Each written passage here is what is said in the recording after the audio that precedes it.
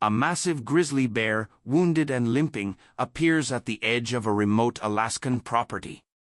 Most people would run, but one man did something no one expected. And what happened next would break hearts, rebuild trust, and change both their lives forever. This is a true story about pain, healing, and the impossible moment when a wild animal reached out, and a human chose compassion instead of fear.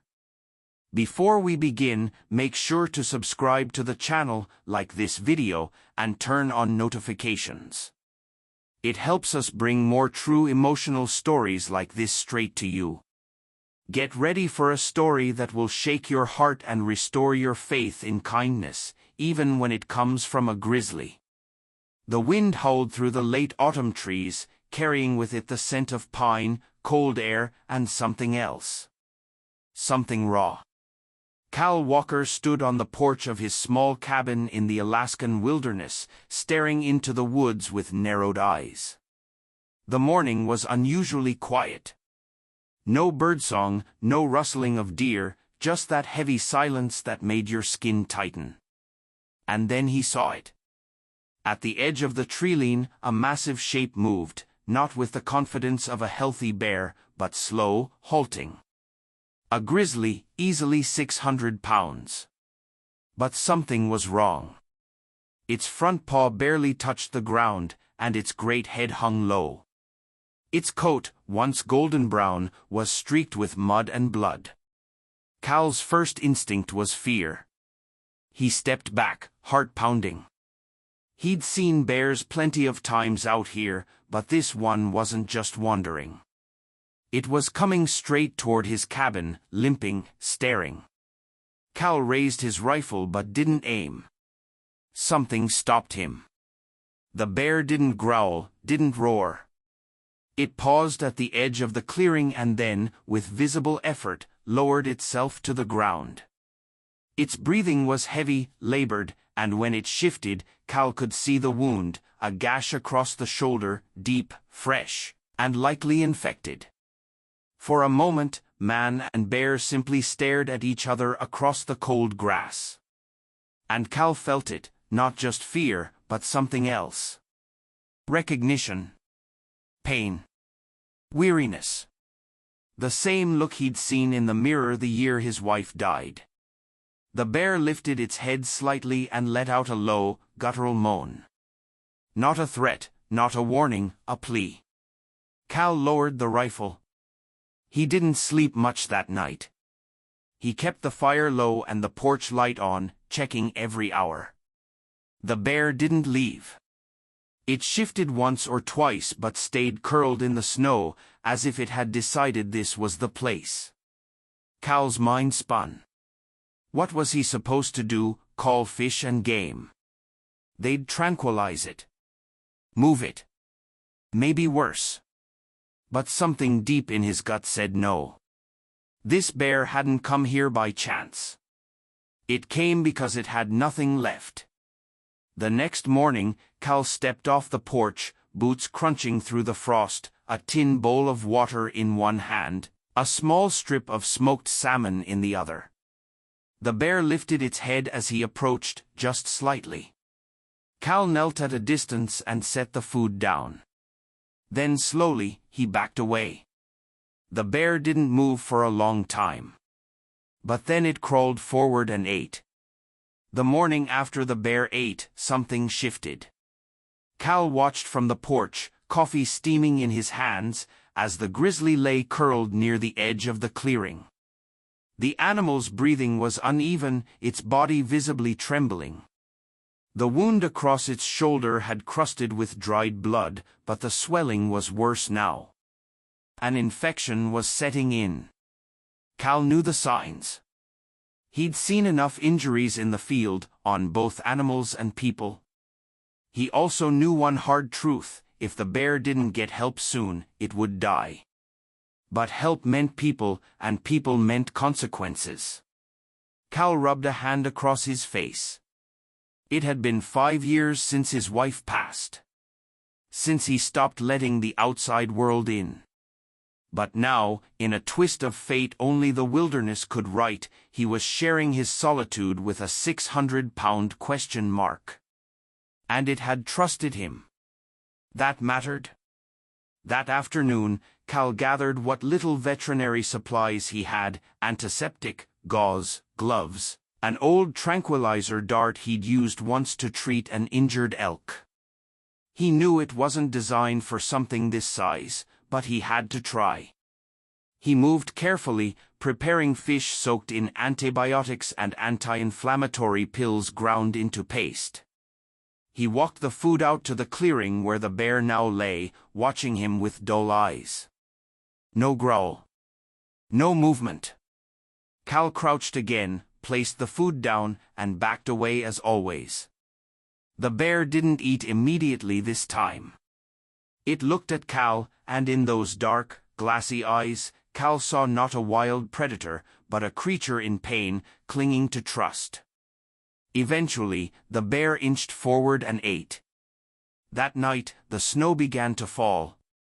Cal brought more wood to the fire, wrapped himself in a blanket by the window, and watched the grizzly as the flakes landed gently on its fur. It didn't even shake them off. Its body rose and fell in shallow rhythm, and more than once, Cal got up to check that it was still breathing. He whispered to himself, "Come on, big guy. Don't quit on me." The next morning, the bear didn't move. Cal's chest tightened. He rushed out, barefoot in the snow, dropping to his knees beside the animal. "Hey," he said aloud, voice shaking. "Hey." The bear stirred, barely.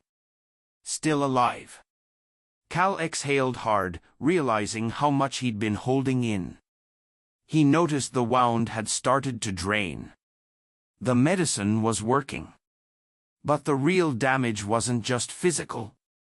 The bear had come here to die. And now it was Cal's job to give it a reason not to. The days passed slowly. Every morning, Cal woke before sunrise, stepping outside with food in one hand and warm water in the other. The bear, though still weak, had begun to shift more, lifting its head when Cal approached, sometimes giving a soft grunt. Low. Gravelly. And strangely familiar. Cal stopped bringing his rifle. Stopped feeling like he needed it. By the end of the first week, the grizzly had started eating with more urgency, licking the bowl clean and then resting its massive head on its paws like a worn-out dog. It was still wild. Still dangerous. But something invisible had settled between them, a kind of unspoken agreement. "You don't hurt me. I won't hurt you. We survive together." One morning, Cal sat down near the bear, closer than ever before. Not recklessly. Just quietly. The snow had melted slightly in the clearing, patches of brown grass showing beneath the slush. The sun filtered through the pines, casting soft light on the animal's thick coat. Cal lit a cigarette, then put it out after one puff. "You used to hate when I smoked out here," he muttered, thinking of Sarah. The bear turned its head slightly at the sound of his voice. "I know you're not her. You're not anyone. You're just here." He chuckled bitterly. "So am I." That afternoon, something remarkable happened. Cal was refilling the water bowl when a raven flew overhead, sudden, fast, loud. The bear, startled, reared up halfway, groaning in pain. It didn't stand fully, but the movement jolted Cal. He stumbled back. The bear dropped to its belly, breathing hard, but didn't growl, didn't strike. They locked eyes again. Cal's hands were shaking. And then he nodded. "Okay," he said quietly. "I get it. You're trying." That night, Cal sat on the steps of his porch with a bottle of cheap whiskey and the stars wide open above him. The fire in the cabin glowed behind him, but he stayed out in the cold.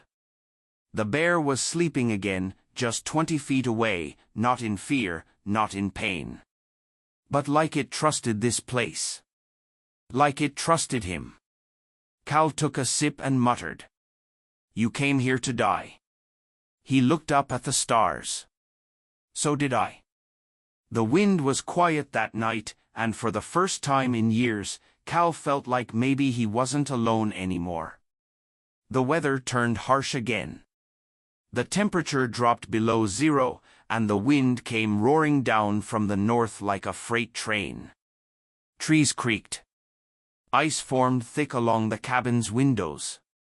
The forest, once so full of movement, now stood frozen in place. But the bear stayed. It didn't wander off. It curled up each night in the same spot outside the cabin, close enough to feel the warmth radiating from Cal's wood stove. And Cal, for reasons he couldn't fully explain, began talking to it, not in a silly, casual way, but like you would talk to someone who'd seen things, survived things. Someone like you. But the cold was taking its toll on both of them.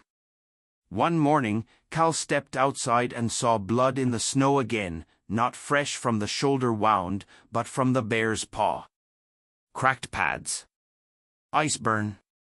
He swore under his breath, then disappeared into the cabin and came back with an old thermal blanket and a box of medical supplies. As he knelt near the bear, he said softly, "I'm going to try something. You don't like it, you can take my head off." The bear didn't move. Slowly, carefully, Cal unwrapped the bear's front paw, wiping away ice and blood, smearing antibiotic ointment and wrapping the toes in gauze and fleece. It was absurd, risky, and yet the bear let him. It closed its eyes.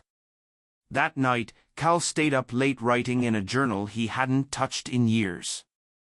It was Sarah's, technically, filled with half-finished grocery lists, sketches of herbs, and little phrases like, "Remember to get honey." He wrote on the last empty page. "This bear didn't run. Didn't hurt me. It just needed someone. Just like I did." 2 days later, Cal woke to silence. He stood up quickly, went to the door, and froze.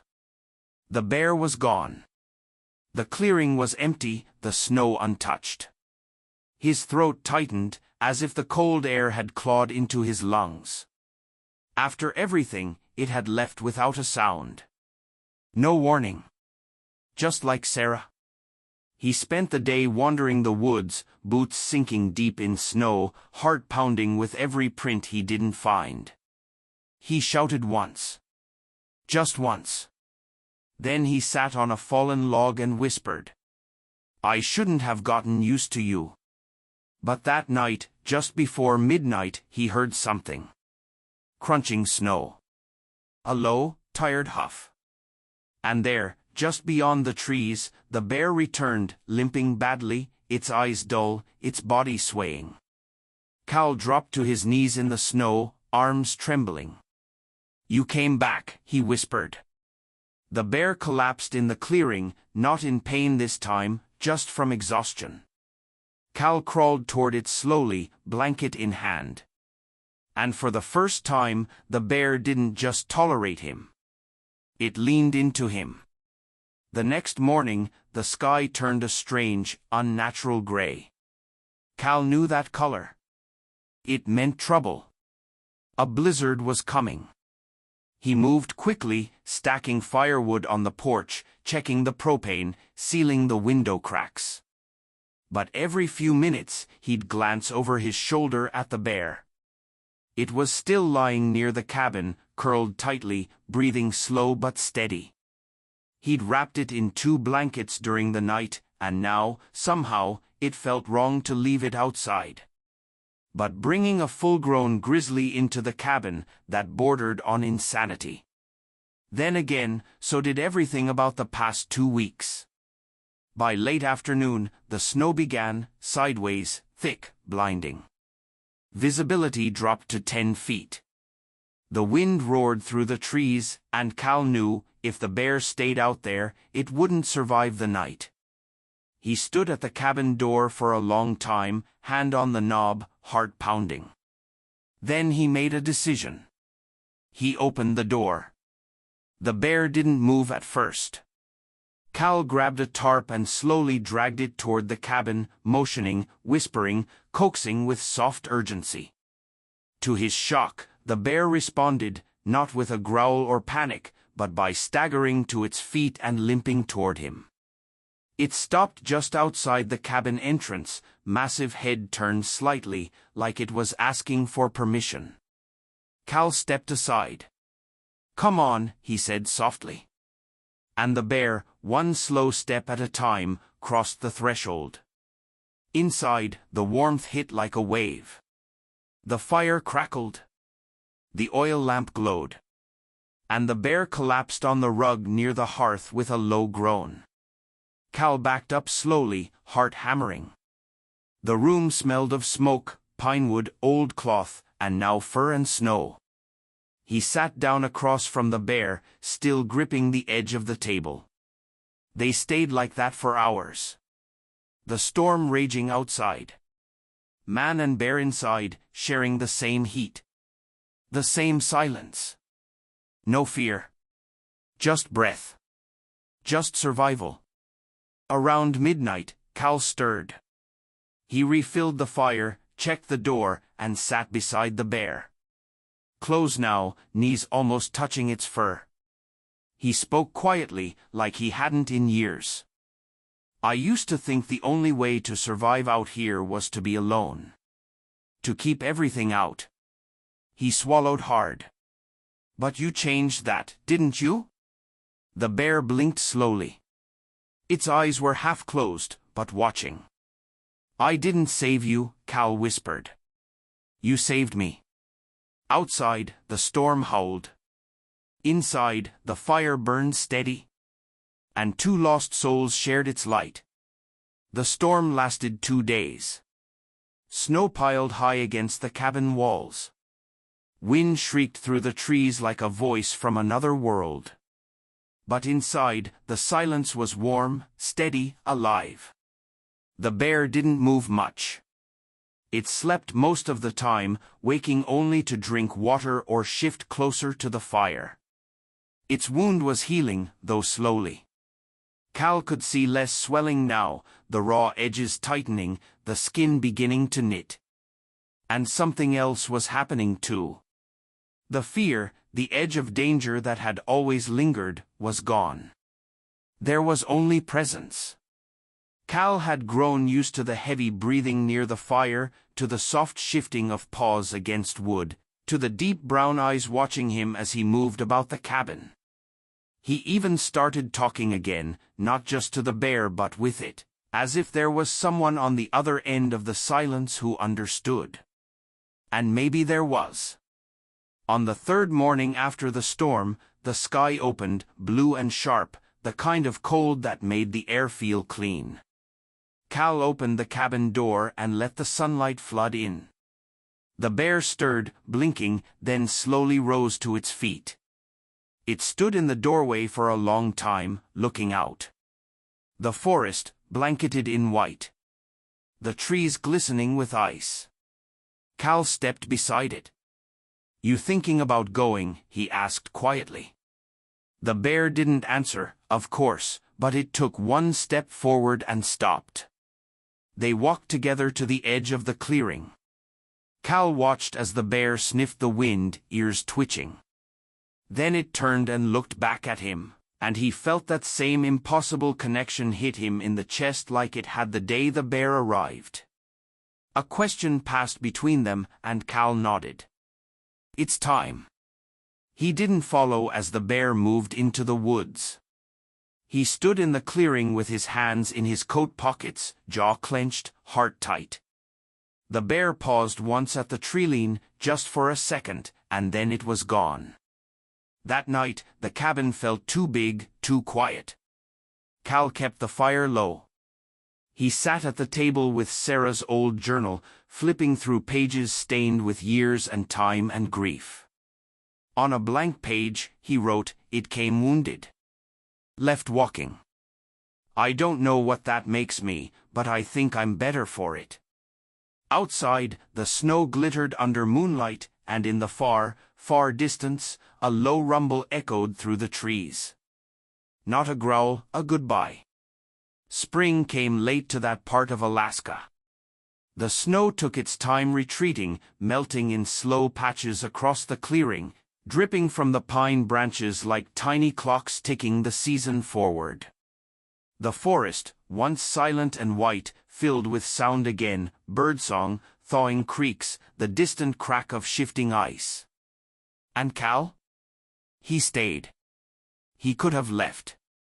He'd thought about it. But something in him had changed.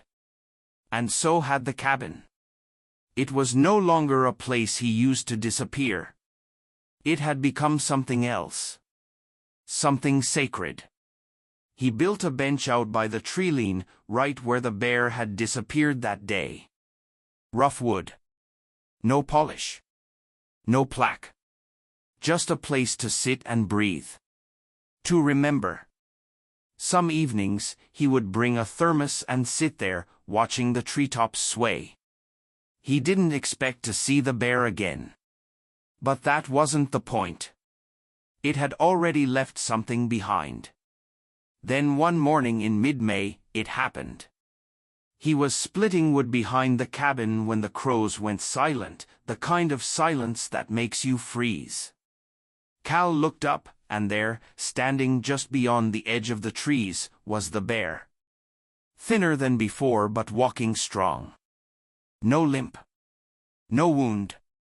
Just eyes, deep, dark, and knowing. And beside it, a smaller shape. A cub. Cal felt his throat close. He dropped the axe. The mother bear, because that's what she was now, stood tall and still. Her cub peeked out from behind her, clumsy and wide-eyed.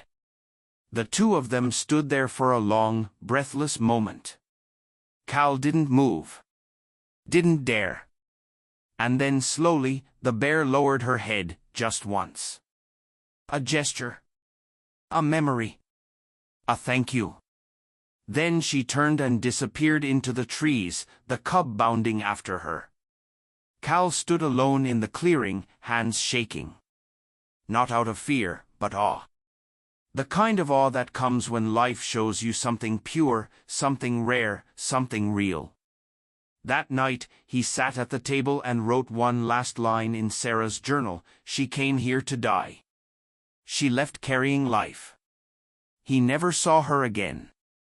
But every spring, he placed a bowl of water near the edge of the clearing, not for her, but for what she represented. For what she gave back. For what she healed. If this story touched you, remember, sometimes the wild shows us how to be human. If you believe in compassion, healing, and second chances, subscribe to the channel, like this video, and share it with someone who needs to feel hope again.